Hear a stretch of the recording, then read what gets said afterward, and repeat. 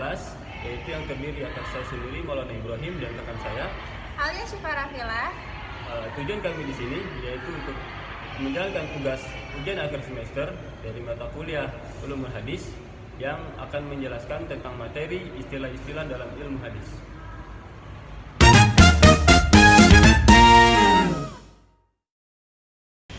Baik teman-teman, selanjutnya kita akan membahas tentang memahami ilmu hadis. Pertama ada definisi hadis. Hadis merupakan dalil yang bersumber dari Rasulullah Shallallahu Alaihi Wasallam, mencakup perkataan, qauli, perbuatan fi'li, dan kata-kata takriri beliau. Sebagai sumber hukum Islam kedua setelah Al-Quran, hadis memiliki peran penting dalam menjelas dan memperkuat ajaran Islam. Lalu ada fungsi ilmu hadis. Ilmu hadis berfungsi sebagai metodologi untuk memvalidasi kebenaran pesan yang dinisbatkan kepada Rasulullah Shallallahu Alaihi Wasallam. Tanpa ilmu ini, mustahil membedakan antara hadis yang benar-benar berasal dari Rasulullah Shallallahu Alaihi Wasallam dengan yang hanya dinisbatkan kepadanya secara keliru. Lalu ada pembahasan tentang perkembangan historis. Nah, ilmu hadis ini berkembang secara bertahap dimulai dari masa sahabat hingga masa kodifikasi pada abad kedua dan ketiga Hijriah. Perkembangan ini merupakan respon atas kebutuhan untuk menjaga kemurnian ajaran Islam dari pemalsuan hadis. Selanjutnya yang kedua adalah istilah dasar dalam struktur hadis.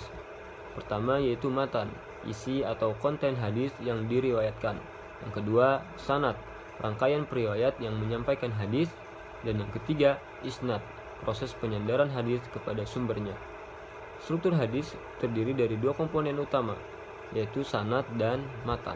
Sanad adalah rangkaian periwayat yang menghubungkan penghimpun hadis dengan sumber utama, yaitu Rasulullah SAW, sedangkan matan adalah konten atau isi hadis itu sendiri, yaitu perkataan, perbuatan, atau ketetapan Rasulullah SAW. Rawi atau periwayat hadis adalah orang yang menyampaikan atau meriwayatkan hadis dari satu generasi ke generasi berikutnya. Kredibilitas seorang rawi sangat menentukan kualitas hadis yang diriwayatkannya. Isnad merujuk pada proses penyandaran atau penisbatan hadis kepada sumbernya, yang merupakan keunikan metodologi dalam ilmu hadis. Baik, selanjutnya yaitu istilah berkaitan dengan kualitas periwayat. Yang pertama ada dhab, merujuk pada keteladanan periwayat berdasarkan kekuatan hafalan dan minimnya kesalahan dalam periwayatan. Periwayat dengan dhab yang baik mampu mengingat dan menyampaikan hadis dengan akurat tanpa perubahan. Yang kedua ada adil, keteladanan periwayat berdasarkan ketaatan dalam beragama, kejujuran dan integritas moral. Seorang periwayat yang adil harus muslim, baligh, berakal, tidak fasik, dan menjaga muru'ah atau harga diri. Yang ketiga ada sigot, yaitu penilaian tertinggi untuk periwayat yang memiliki sifat adil dan dhab sekaligus, menunjukkan kredibilitas sempurna dalam periwayatan hadis sehingga riwayatnya sangat dapat dipercaya. Yang keempat ada kadzdzab, yaitu penilaian sangat negatif untuk periwayat yang diketahui dusta dalam periwayatan hadis, menyebabkan semua riwayatnya ditolak dan tidak dapat dijadikan hujah dalam hukum Islam. Selanjutnya yaitu istilah berkaitan dengan klasifikasi hadis 1. Yang pertama ada marfu, hadis yang jalur periwayatan dan penyandarannya sampai kepada Rasulullah SAW, baik berupa perkataan, perbuatan maupun ketetapan beliau. Hadis marfu memiliki otoritas tertinggi dalam penetapan hukum. Dan yang kedua ada mauquf, hadis yang disandarkan hanya sampai tingkat sahabat Nabi SAW, tidak sampai kepada Rasulullah SAW. Hadis mauquf dapat menjadi sumber hukum dalam kondisi tertentu, meskipun otoritasnya di bawah hadis marfu. Dan yang ketiga yaitu hadis maqtu, hadis yang disandarkan hanya sampai tingkat tabi'in atau generasi setelah sahabat. Hadis maqtu memiliki otoritas yang paling rendah dan umumnya tidak digunakan sebagai dasar penetapan hukum. Dan yang terakhir itu adalah mutawatir, hadis yang diriwayatkan oleh banyak periwayat dari berbagai jalur sehingga mustahil terjadi kesepakatan untuk berdusta. Hadis mutawatir memberikan keyakinan pasti atau qat'i tentang kebenarannya. Selanjutnya ada istilah berkaitan dengan kualifikasi hadis kedua. Pertama ada shahih li dzatihi, yaitu hadis yang terkategori shahih secara intrinsik karena memenuhi 5 syarat kesahihan hadis. Yang pertama, sanadnya bersambung. Yang kedua, periwayatnya adil. Yang ketiga, periwayatnya dhabit. Yang keempat, tidak ada syadz atau kejanggalan. Yang kelima, dan tidak ada ilat atau cacat. Hadis ini memiliki kualitas tertinggi dan dapat dijadikan hujah dalam hukum Islam.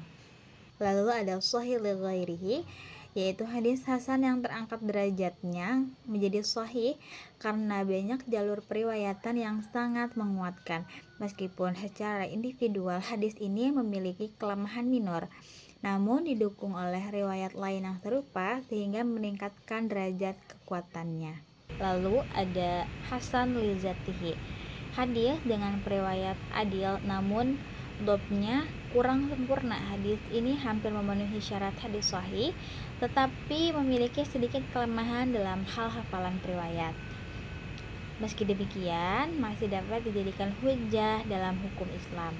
Lalu yang terakhir ada dhaif, yaitu hadis yang tidak memenuhi syarat hadis sahih atau hasan, memiliki cacat dalam sanad atau matan sehingga tidak dapat dijadikan hujjah dalam penetapan hukum kecuali dalam kondisi tertentu seperti fadhail al-a'mal atau keutamaan amal.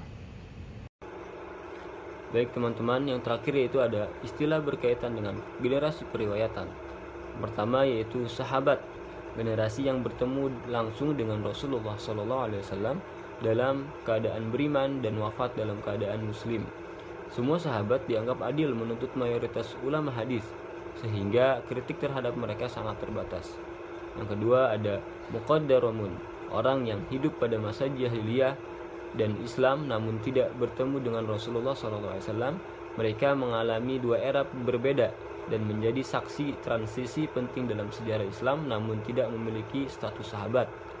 Dan yang ketiga yaitu tabi'in, generasi yang bertemu dengan sahabat dan mengambil ilmu dari mereka namun tidak bertemu dengan Rasulullah SAW. Tabi'in memiliki peran penting dalam menjaga kelestarian ilmu hadis dan menularkannya ke generasi berikutnya.